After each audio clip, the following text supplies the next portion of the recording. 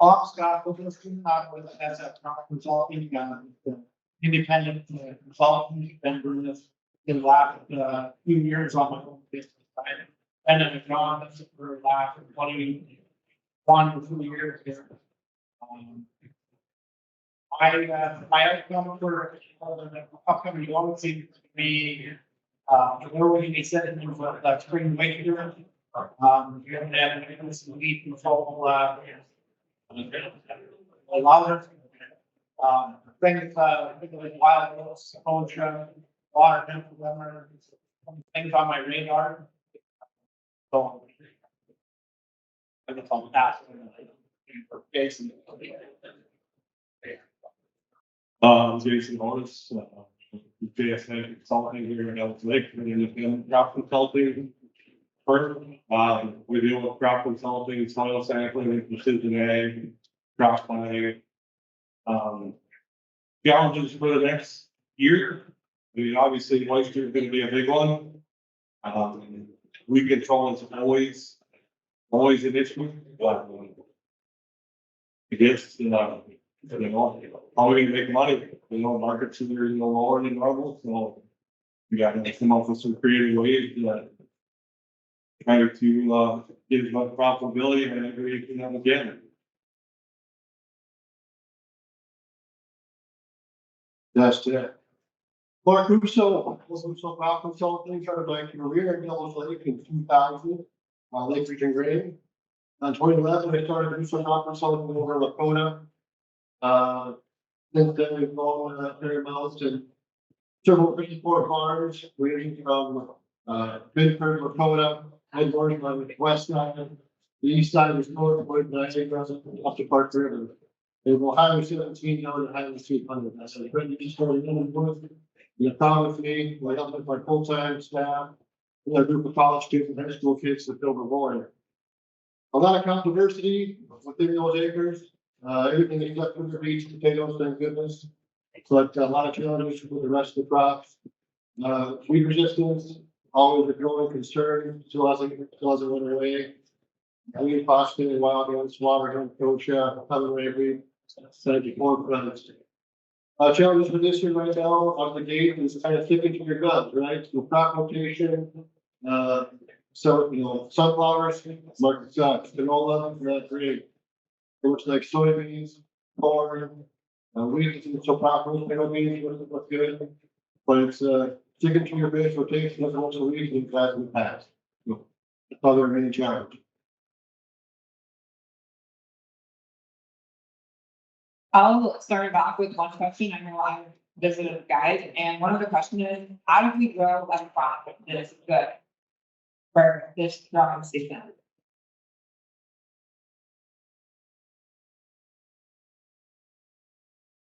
How do we grow a good crop? How did we grow it with this limited moisture? How did we grow a crop this year? I mean, obviously, we're in a million moisture. Well, no circumstance right now is. When we think over these, we're going into the winter with more moisture than previous fall. So that's a good thing. Now it's a loosen. So it's going to be maintained over the winter about conditions. There'll be more direct seeding. Not no till it's just direct seeding. Fertilizer over the top. Keeping your field clean with the good, pre-emerge burn down. You're not going to complicate it. You've got to find a solution out of it. Well, these guys put them in a piece of glove. 22 or 24. This year's 24. Be the last. All right. So I think part of the reason, it's always doom and gloom when we're out there and every day and why you're dropping the much there and as you're used to in the past. But we've been pretty fortunate over the last 10 years where 60, 65 bushel wheat crop is kind of annoying. And 75 bushel barley is kind of normal. Obviously we don't need 10 inches of rain to get 100% barley. Obviously we don't need 10 inches of rain to get 55, 60 bushel. You know, the seed pressure is significant. We had barley this year that was better than last year, with more moisture that we never decided to spend $0 on. And it's all illegal, you know, so, yeah, we get things didn't look great, but, you know, put soybeans, we're almost, that soybeans, you know, yeah, we had big, small areas. Or if you didn't have rain, the crop wasn't that great. Personally, I saw several soybean fields out there, up and look. You still had to have some rain. So, you know, the crop was better than you thought. Still wouldn't say, other than barley or, you know, little wheat and something on. But the rest of the crops, they still found with a little average in place. Yeah, up in my area, John Farm, basically, soybeans were short, a lot of heavy loss, probably. Due to the weather, moisture up and down, and a lot of people farming and short. But that's just part of the fortune, we don't get the rains, the people doing well. The small grains in the area, get quite well considering the moisture is that. Some words as good as, anticipated, we wanted in the part of the yields that they had in the past. But, you know, one thing we kind of looked at, on that front is utilizing points of the insecticide over the first needed. It's the lots of agents come in the small grains and that be made easy areas of fungicide and fungicide. So I kind of helped it with that one. Also, I think this last year the snow helped us keep a little cool in July and stuff. We didn't burn up all the moisture. And on top of that, looking into fairly time, it's going to be small winds. Manage from the fungicide, it's the mix down to into that way to lead it to season. Even from east to average. The one it's going to be a manager of moisture, hopefully get some spider to be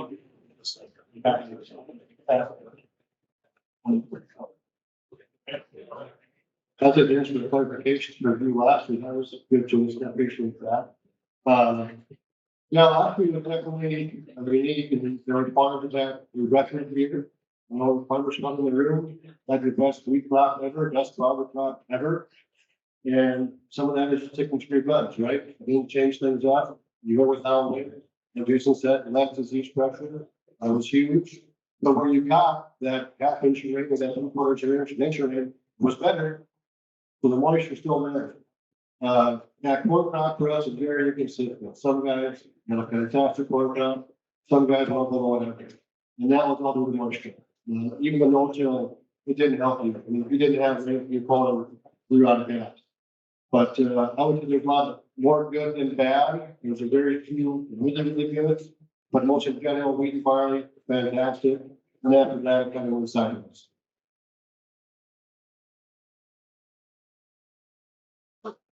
If there's anybody out there have a burning question.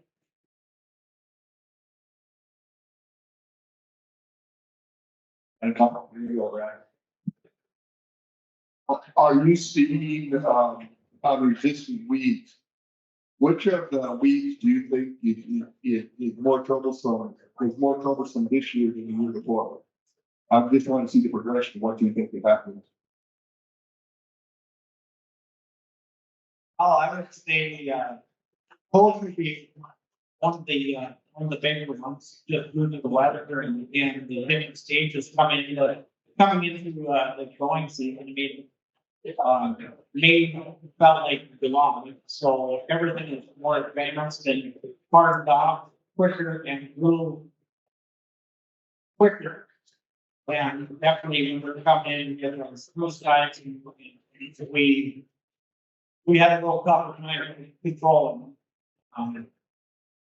Other than that, probably what would be another big one, we just, tools like toolbox and Chris. Not there yet to fight on from that end, pretty good running on roads and stuff.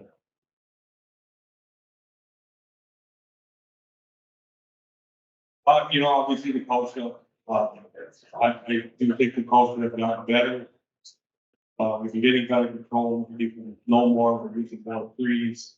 Obviously the wild oats. Personally, I almost think about it, just making a back seat a little bit, but the foxtails in my area. They are almost impossible to kill. Last year, you know, when they tried to get these, it seems like that week there, and it seems to be getting worse and worse by those two. Another one we started with in our area anyway is pollen. Yeah, pigweed species. That one seems to be kind of coming on strong. We do have some water hemp around, it's not horrible yet, you know, highly too solid still, where the majority of it is, but those are probably the big four, in our area. And the grasses, it's just, it's kind of a shock in the dark, you know, you don't know where to, you know, if they get over 3 weeks tall, I don't even know if I'm going to be wild sitting on it. 4 to 5 weeks, it's just like you're just wasting your money. I might have this is very similar to the previous two comments. I'll just touch on one area a little more. You know, it seems like if you miss water vapor early, it's the toughest to fix, toughest to correct. Like OSHA, you can come back with hopefully you have Liberty in your arsenal and hit with that. Or a strong shot of Virginia Center next, what have you. But if you miss water vapor early, water emptying stop, that's the toughest one to correct. And so I think for my growing list of concerns, water hemp to the east and south of me is my priority, more so than the previous years. We don't have, personally, in our group of growers, we don't do a whole lot of cover crops and we sell. So can you say what the question was? The question was cover crops used for weed control. You know, it's from two that can work. You know, like I said, we don't have a lot of guys who do it. As late as the years for falls, they've been kind of pushing here lately. We just haven't had an opportunity. It hasn't been talked about. You know, with the water management and all that involved with the cover crop and whatnot, I think it could definitely be a benefit for us and along with the weed control. But not a whole lot of experience with that district. Not a lot of guys who are this way and all that. Recently, the drive does work really well for weed control. OSHA, last motor, idea of Ringwood. But rye also uses a ton of moisture. And so, my group, you guys probably heard me talking to no-till soil health plan years previous to this. But, I've learned that rye uses a lot of water. And if you don't feel rye timely, you have a pretty poor crop. And so my use of cover crops in most our green has held down. There's some guys who use it efficiently, but, we're not using it for weed control. Is there something other than rye? Have you tried something other than rye for weed control? I haven't used anything else besides rye for weed control. What do you consider timely for the rye germination? As soon as you put spade in the ground, and you go, oh, that doesn't look good. That's the correct time. I mean, it's an emotional thing. My brother was in front of you, a few years back. We went in there to see people getting some rye. There was no moisture, so that was too late. So right now, Brett and I are running on the springtime, checking our rye fields. And it's just gut, there's not a measurable amount, it's a gut. Looking at the forecast, and it's time to fill it up.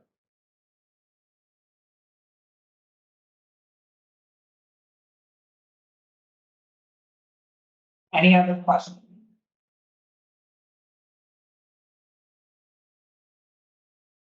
With the increased sunflower acres, what insects do you think are becoming more problematic?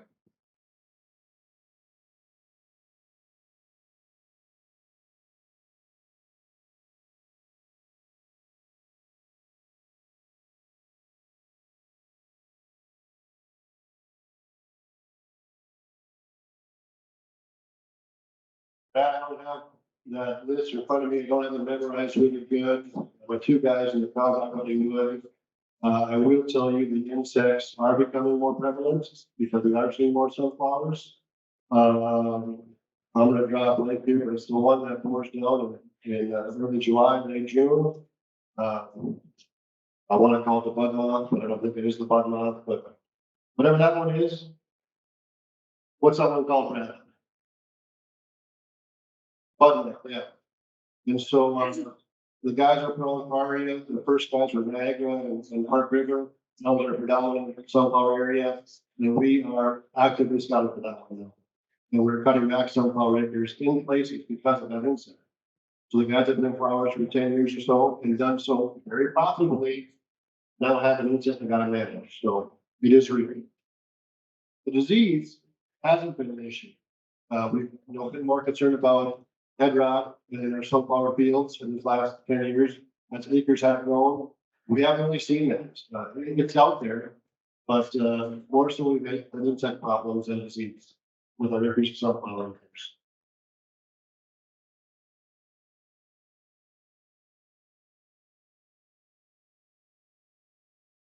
Last year I only had, not too many acres of flowers.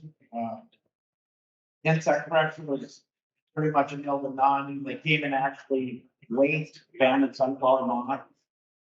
So there was no justification for the spraying one. Leaf rust wasn't an issue. Basically just had new sun, so I didn't have that much problem in health infections out there. So I guess, yeah, it's, as far as insect goes, pretty quiet. I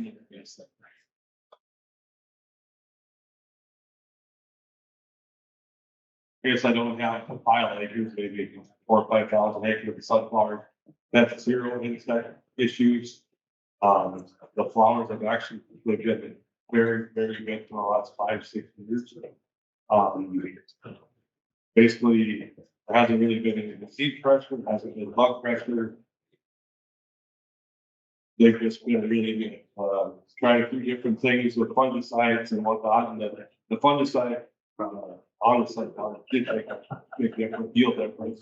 Don't get me wrong, there was still good if it didn't, but it was definitely worth the time. But, Wisconsin part of us together, steroids really not. We don't need to make this sunflower not the rest of the time, but just put run it. Sunflower prices being down. In my view, the acres will be down so much significantly. How about you guys? I believe mine will be zero at this point. Yeah, as of right now, I don't anticipate having any flowers in my area. We'll see if the markets do, but doesn't look very promising at this point. Not sure on the infection side. Haven't had those for probably 10 years. So. Telling your producers to manage, besides chemical method, to manage those areas on the end of fields for salinity and weed control as we're getting these dead zones on fields because they're becoming a bigger and bigger problem in our areas.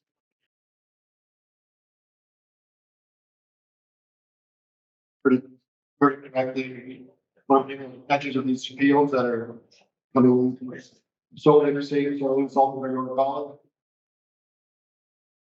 I'll go first. What we do to the east is just changing that. Used to be soybean field, wheat soybean, wheat sunflower, wheat corn, wheat canola, just changing rotation. A lot of guys have cut those acres out. They went to some sort of cultivation. They planted grass there, but just not to plant soybean in that area. My areas, a lot of guys, I would say are trying to put barley into those areas, cut out fertility, try to watch tillage. Some guys will do some beef farming, that's their choice.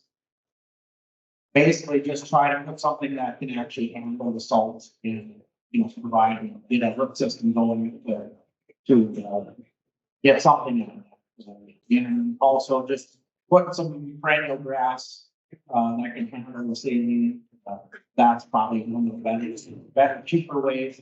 Maybe even get them some kind of a, if they really want to hay it, or if they could do that. It's probably your best bet.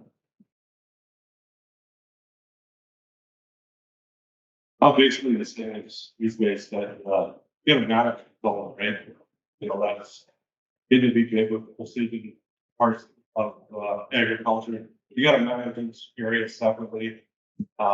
You know, crop rotation, like you said, is a huge deal. And, you know, depending upon what road you're going to do, I've got a few growers that, where you know, we've had naive come up, soil sampled a lot of these areas.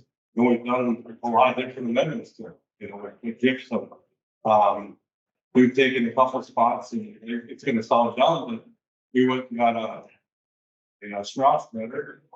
And it was probably a 4 or 5 acre piece. We went and spread on a whole bunch of straw for 4 straight years. We incorporated the straw, we had a gypsum, and we got crop. So it really depends on the grower what they want to do, but the crop diversity, getting stuff to grow there, a little less tillage in those areas, you know, to help manage the situation.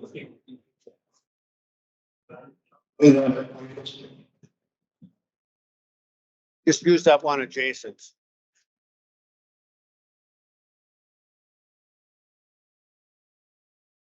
And if your problem area isn't, awful yet, fine.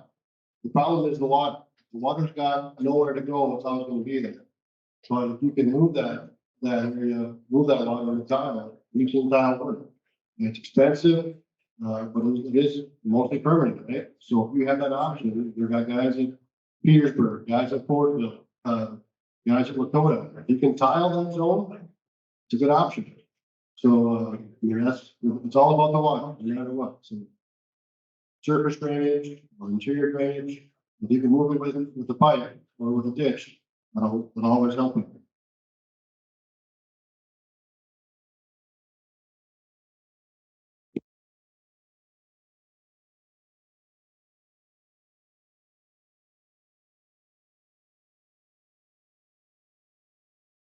Have any of you guys seen any issues of water quality when it comes to spraying? Like the water the farmer uses?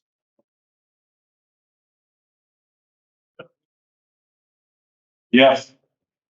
Some of my biggest issues are rural water surprisingly. And we pull that had, one farm in particular, we have a terrible time. With rural water and the temperature, that's kind of when we came up with it, the temperature of the water. And when we're doing freeze and such in the spring.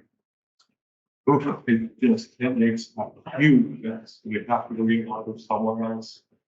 A different facility. For some reason, rural water in that situation is, it's terrible. If you don't have guys that to use rural water and the rest of it, you know, all over and it's fine, but you know, I have had many issues with that.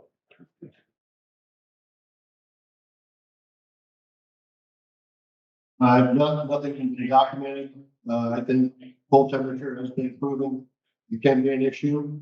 I don't know how you can mitigate that in springtime.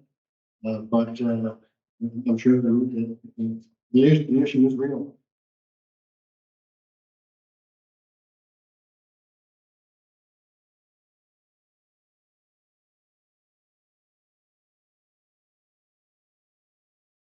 Tank, they actually mix it into a tank and then load it in their sprayer.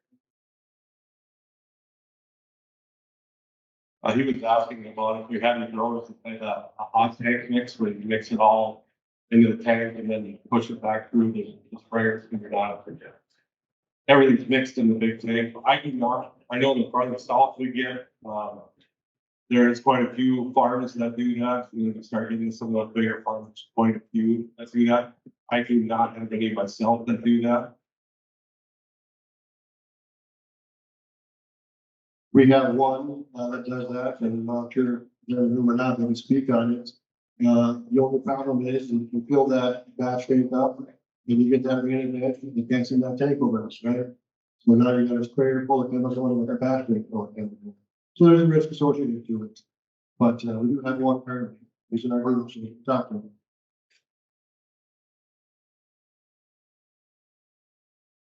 Are you seeing increase in the use of strip tillage over your acres? Not an increase. It's consistent, but not an increase. It's a small percentage of our acres. It does work. We've seen problems, we've seen benefits, but it's not an increasing number, no. We've had a little in the past. Probably not, I don't get any in the last 4 years. But we have very little to begin with. I haven't had anybody do any strip till. I've been very interested in getting them to try to get some equipment to do it, but it's been a little more challenging for remote spacing and getting a piece of equipment just to, try new rent in my area. Yeah. But I definitely would like to get you guys to try it out. And with that TAE program, that's something that I think guys are probably going to, look at and maybe give it a try because that's good for them, good benefit in the long run.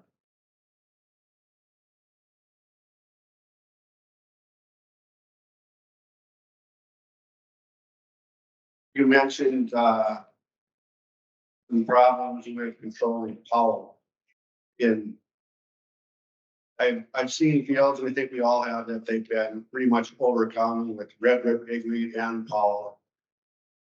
I'm guessing there's some products that don't work quite as well when you're limited as to what you can put on there, but is there a strategy when you've got a field loaded up that you guys are working with not only pollen, but some of these water hemp acreages, the numbers, it's increasing. Can somebody shed some light on that? How do I get a field back into shape after it's, loaded up with some of these pigweed species, and including rotations and chemicals and things like that? If you could touch on that.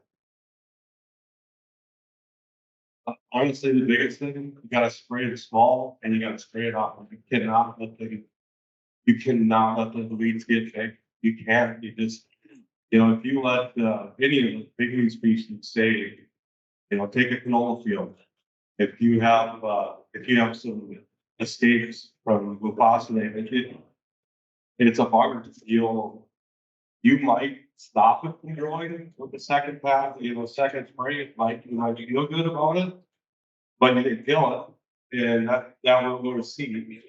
But it's just the same with all of it, we saw this year, even, the dicamba products, studying vaccine genius.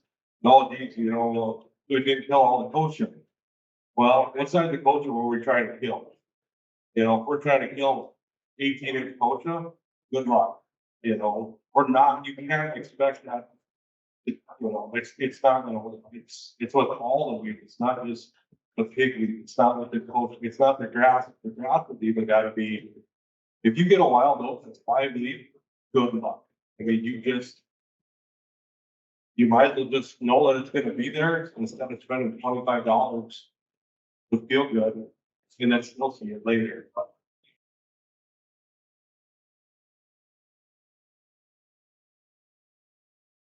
I guess in my experience with trying to control, pigweed, water hemp, just any broadleaf in general, or grass.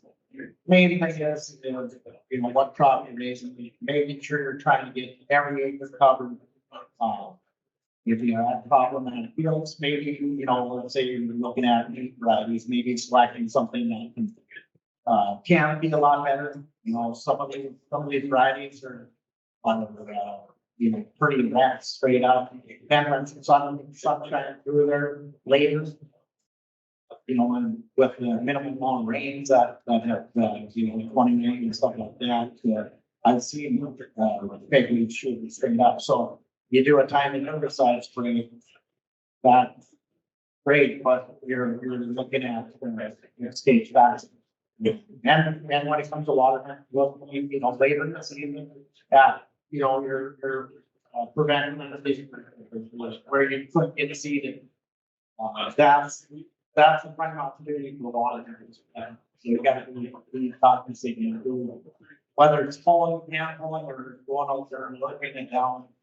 That's kind of some of the things that we gotta look at. Like what Jason said, pin them on time early because they do go rapid. And put a lot of them into this.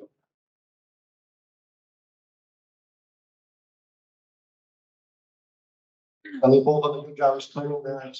You all remember, when I came on the scene in 2000. And there were chemical reps, you guys went to their meetings, and we had, the prime rib and the cold beer, and the chem rep got up and said, no, when the weeds are beer can height, go spray. Who remembers that? That rep said that a lot. This coffee cup is too tall. Particularly in caution. That's too tall.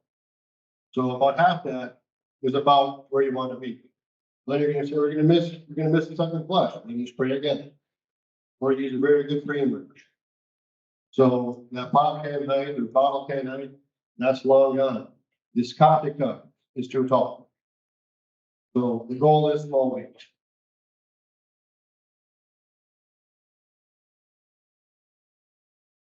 I guess one other thing is, and I know every one of you's gonna hate it, use the water. You know, when they say 15 to 20 gallons, they mean 15 to 20 gallons. You know, not 12, not 10, not 5.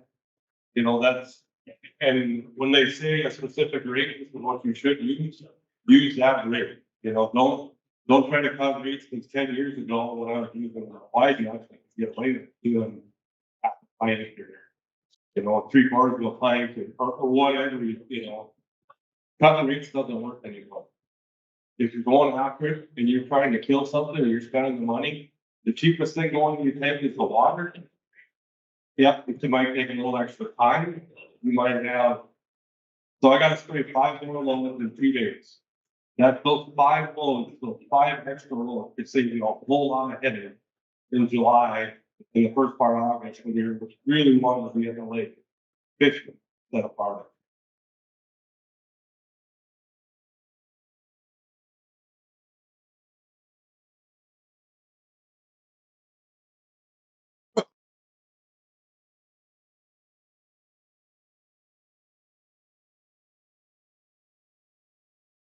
Okay, he's asking about Diamondback Mott, human canola.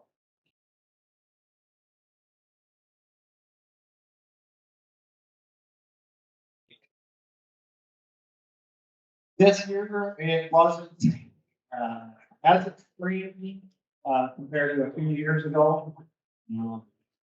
I had some others at some certain fields, certain edges of the fields, but I had in my head, multiple other different intersections, some of them, but, for the most part, it was more of a calmer year of the Diamondback, yeah. I'm getting everything, what I checked, was folks, so.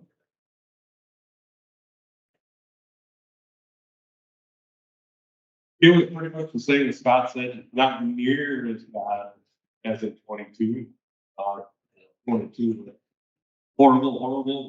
We still have some hot spots that we ended up spraying, but not near the pressure that we had of 22. Flea beetles last spring, I don't know how many days they didn't get the shade for a long time. I don't know. But the shade until we didn't get the spray flea beetles, so that was maybe like 6 months. I don't know, the flea beetle, I think that's just, if you're gonna raise canola, you just have to have you're gonna probably have to spray it.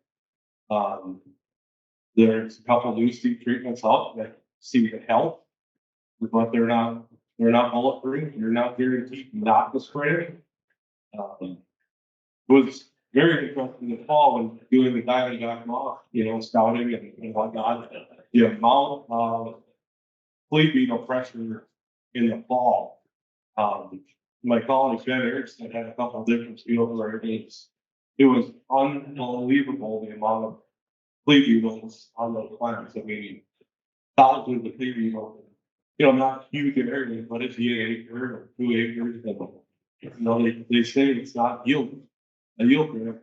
Boy, those areas sure don't look very good.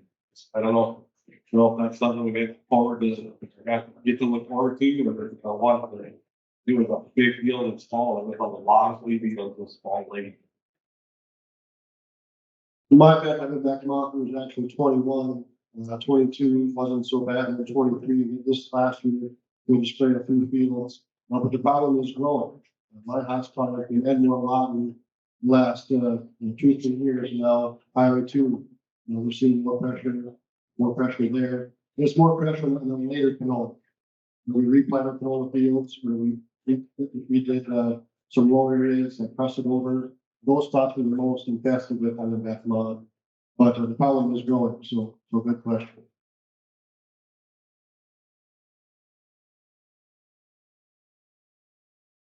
Now that we're talking about canola, are you still seeing sustained pressure from black leg?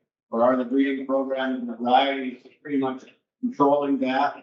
On the path, races change and develop, and we had some canola fields that were just looking very, very sick. Are you still noticing a lot of that in your acres of canola? The black leg is very minimal for our group. The bad one for us 2 years ago was the material one, very silver most. Didn't see much of that this year. The main avenue to hedge that was rotation, spread it out. So the wheat canola guys have had a lot of success.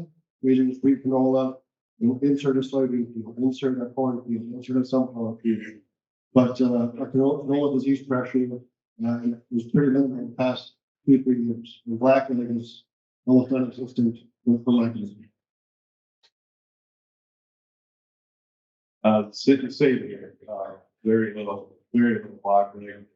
It's with the canola, it's all on rotation. If you're pushing the rotation, you're just not gonna have as good crops. And every year rotation, it might work for, the first 4 years. But after that, first thing you see, side by side, field where we split soybeans and canola 2 years prior. And we're seeing 800 to 1100 pound differences in yield, differences with canola 2 years ago versus soybean. That's kind of one of the biggest pushes that we've been pushing forward here, with the canola guys, is trying to get it good at least 3 years. As far as black, really, I would say it's pretty much non-existent what I've been checking. Most of the guys I've been with try to keep at least 3 to 4 year rotation. Some rounds a little tighter than that, and I'd like to spread it even further in 5-6 rotation if we can. I think the guys definitely have improved, in the last 10-15 years. But I think our knowledge and the rotations and picking out varieties and stuff, working with that's kind of left rock leg in the dust. But coming into like Ferguson and well, I think there is probably something to keep an eye on. Seeing the trauma this year is a little bit. But mostly, I think your rotation is going to be big. You're trying to raise a nice crop, and it's expensive. So, rotation is going to be a big one.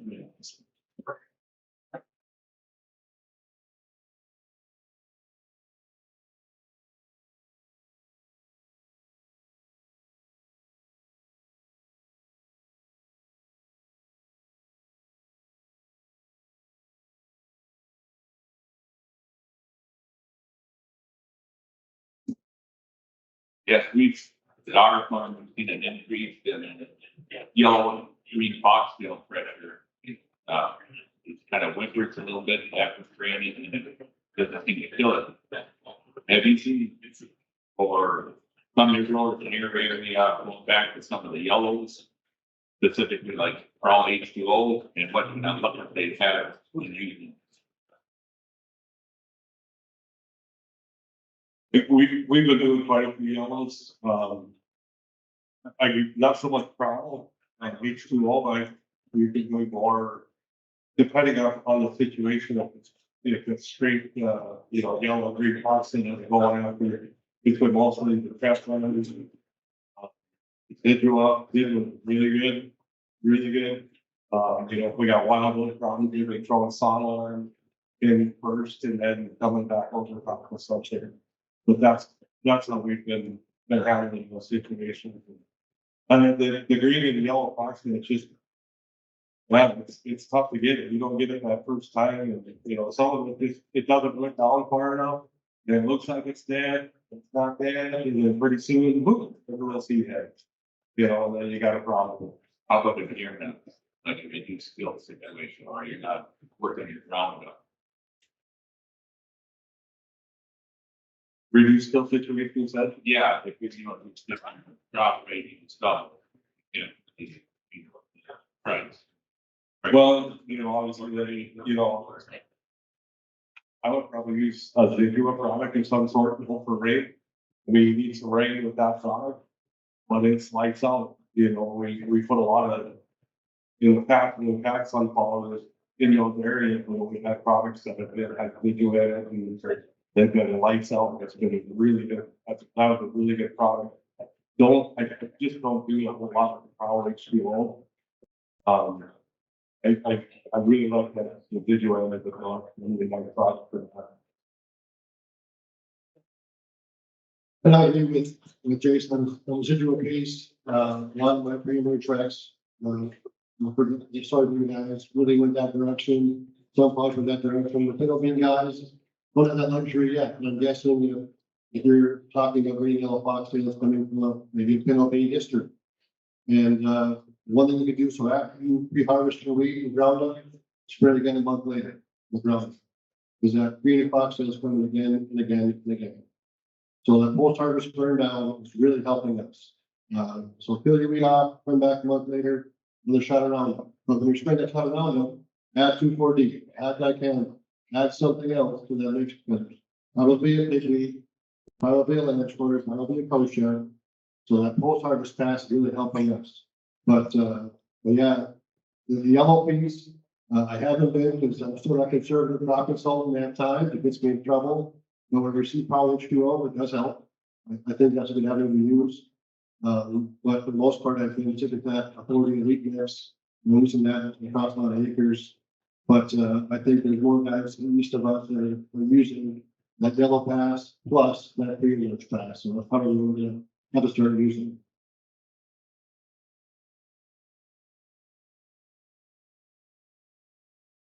My area, really, we don't have a whole lot of foxtail pressure that I came across, and very minimal. Just one of my customers, we've had some issues with that just crippled his farm and,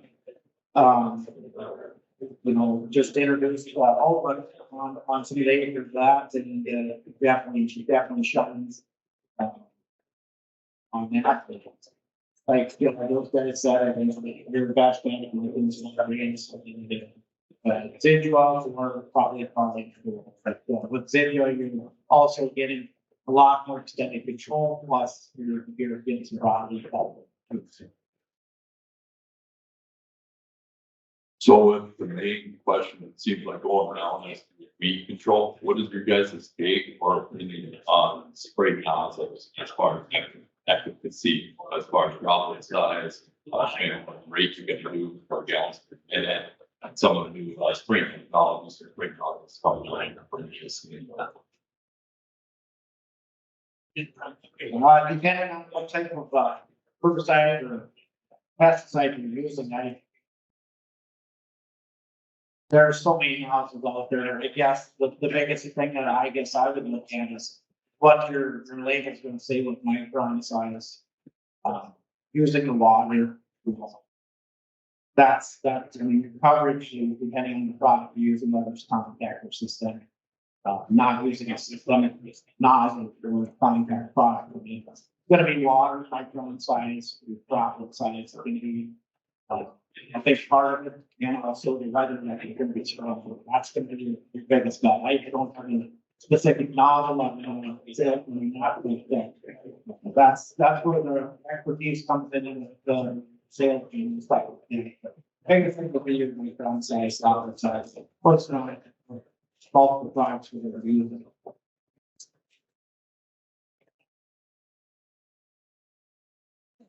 This Scott probably hit the nail on the head of this, you know, if you use a lot of water, I have to fear up for coverage. We gotta make sure we got the right knowledge.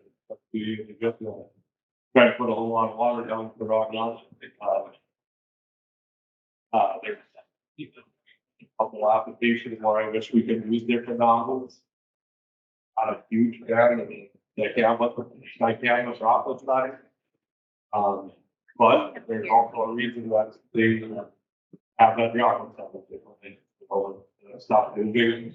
I wish it could be different. I think cover, making more better coverage.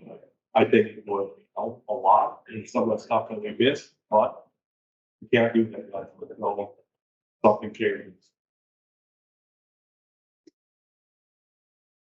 And remember, there's good apps for it, spray jet, have their own app, you put on your phone, you put in, the product you're using, how fast you want to go, nozzle spacing, and it tells you. So there's good apps, good tools to use. I bet you if you just defer to Kate Martin and tell you what else to use as well, like the question. But no, it's pretty simple, and to go back to Jason's point, don't cheat the water, don't use a certain nozzle. Then try to use it with 10 gallons. It was meant for 15-gallon nozzle, use it for 15. Don't cheat the system, don't cheat your nozzle.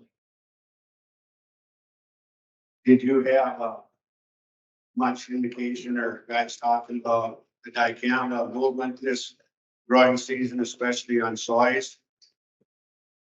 And I wonder how many, non-dicamba beans are out there on some of your acres. And it just seemed like in my travels, I thought it was up a little bit. Whether it really hurt the plants or the yields, I really don't know that we hammered it as much as one might think it is. But it was pretty prevalent in my travels. What do you guys see in it? Good conversation for a different location. Okay. No, my group is, we did a summary 2 years back, we'll put it together, we were 2/3 extend, 1/3 of this. I think in this number will be increasing this next year.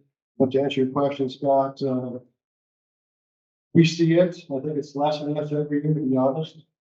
I think the guys are doing a really good job of spraying at the right time, using the nozzles, using the products. I think in general, for my group, the issue has come down. I agree with Scott saying here, it's there. I mean, obviously, there's always gonna be some. I mean, if you do everything perfect, you can still have something happen. But I think it's going down.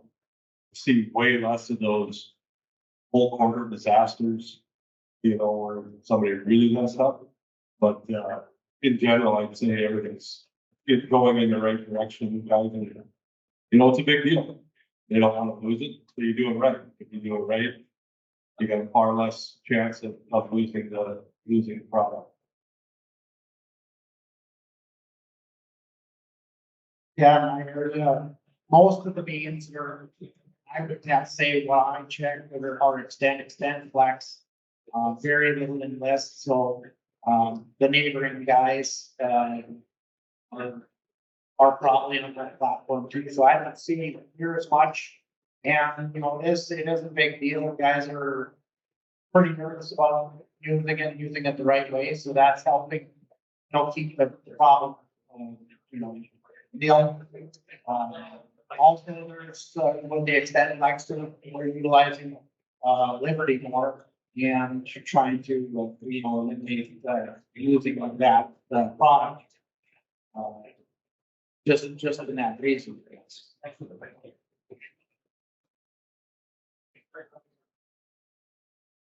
I got a quick story to add to that quick. It's actually one of my farmers, he's a chain customer out of Tala. And that group of farmers down there and are working collectively to stop their herbicide rotation. So he calls me up, says, Mark, group of us are going this year. Would you and your guys go on this too? Yes, we will. So the areas working collectively to stop the issue, A, left our kind of drift, but B, rotate the list and extend. I think that's very powerful. That's farmers doing it themselves. It's not consultants making it happen. So I think, not everybody gets along in the room. I understand that, but going to help each other out, work together and changing the system, doing both in this and extending and rotating is going to be very useful.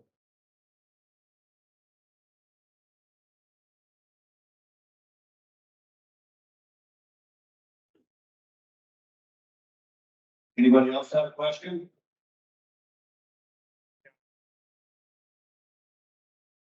Go off of the chemical side of it, when it comes to fertility regarding wheat, and if you're doing any kind of minimal tillage, do you guys have any type of trials or whatever, where you draw nitrogen rates, to see what difference it yields?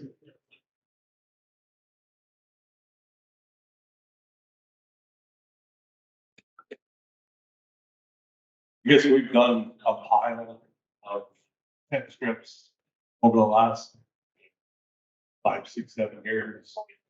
Whether it be starter, whether it be end, it really depends.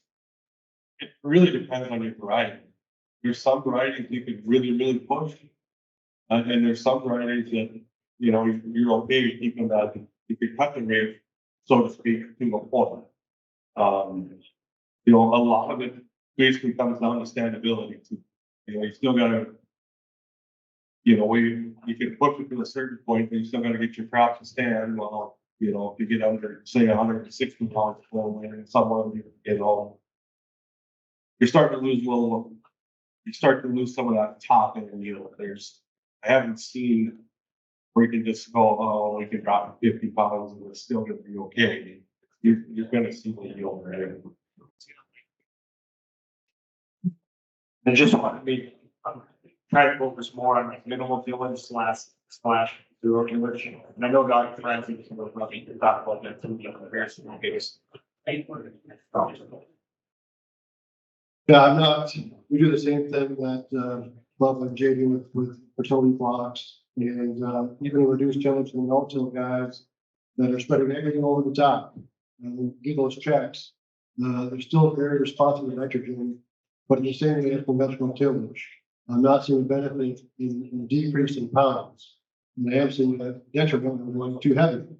So I think the two systems are very similar in that way, but, none of our true no-till fields up by Fordville, where it's a legit no-till.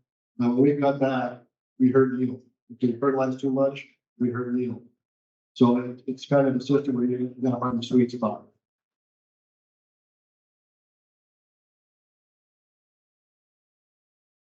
Yeah, my experience is I don't have a whole lot of, no-tillers and any-till. But yeah, I mean, it's a sweet spot, varieties do differ, with the responsiveness. But, finding especially with the weather we're dealing with, we're going through the extremes, it's tough to come up with a perfect answer on that, but. I think you just kind of, like the other guys said, you find something that works on that gorgeous farm with the running and grazing, something that you either have to push, something that you don't want to fertilize too much, so it's laying over, or having that message. So, yeah, I don't have a whole lot of experience. Cut rates down. What I have seen it done, it's not sweet. You're hurting yourself.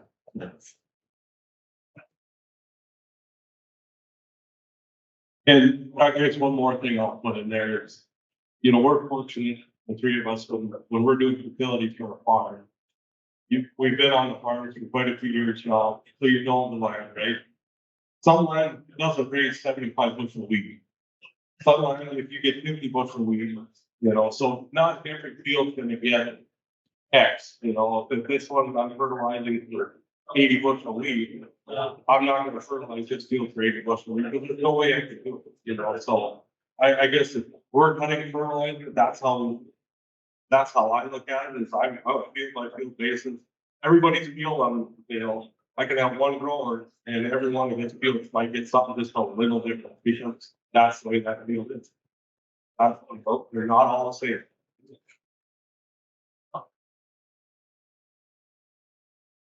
Okay, we got just a couple of minutes left. If anybody's got something they'd like to share or ask. I just thought my opinion was, I was around here in the eighties and the amount of sunflowers we used to have.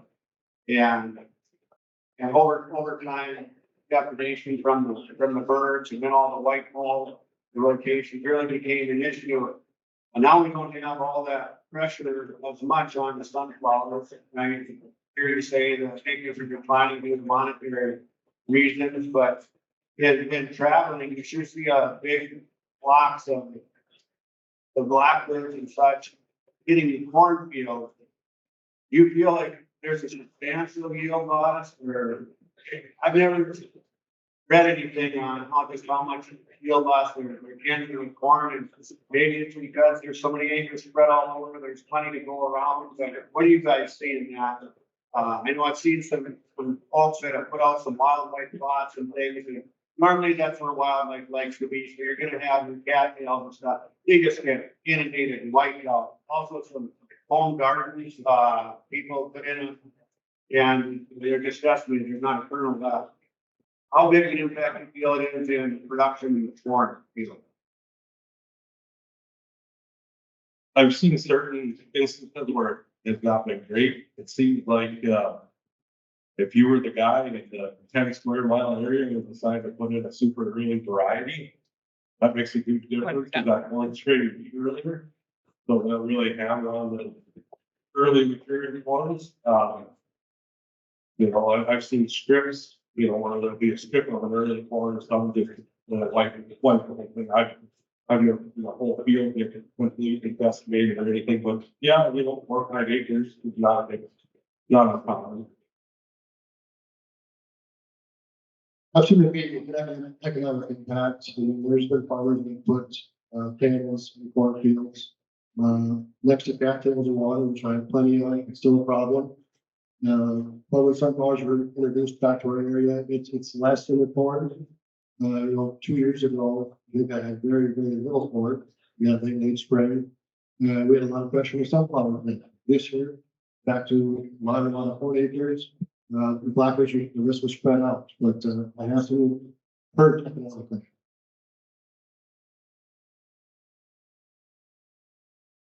My experiences of, it's just probably most likely been on edges.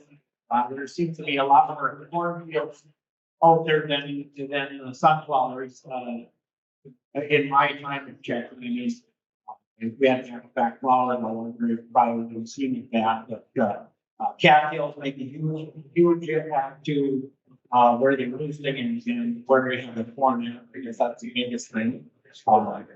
But also if there's high insect pressure and stuff like that, anything in terms of, but really you've never seen significant loss or kind of just field damage that you're having.